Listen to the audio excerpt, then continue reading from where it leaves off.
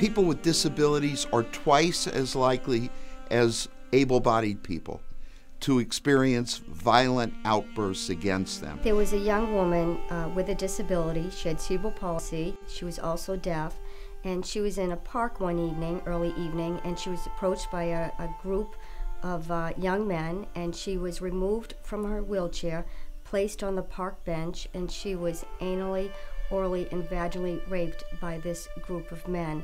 You know, that's a hate crime. A hate crime is committed because of a difference in race or sexual orientation, religion, or disability status. These types of crimes happen because the perpetrator is willing to commit the crime and they're able to commit the crime. And what that means is they're willing to commit a crime because they have less respect for people with disabilities. And also, because they have a relative physical advantage, they're much more able to commit these crimes. After a Red Sox game against the Yankees, we were going through the Fens Park, and a few Yankees fans started beating me up, punched me in the head.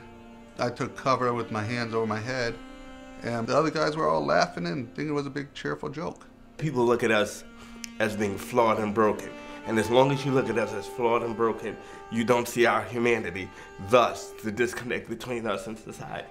We're easy targets. We cannot get up, fight, and defend ourselves.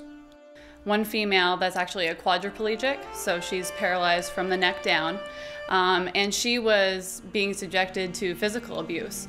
Her caregiver was threatening to actually burn her legs, which was a really traumatic experience for her, and she couldn't stop it because she literally cannot move. Even the victims of disability hate crimes don't report as often as they should. Some of them are fearful.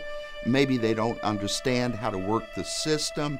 There's all sorts of antisocial behavior in society. If we think about it, we have domestic violence, we have gender violence, we have child abuse, we have homophobia, we have racism. And what we're trying to get across is that these crimes happen, but they happen to people with disabilities worse. That the crimes are more frequent, the abuse lasts longer, and the consequences are much more severe. And this is what we want to get across with our film.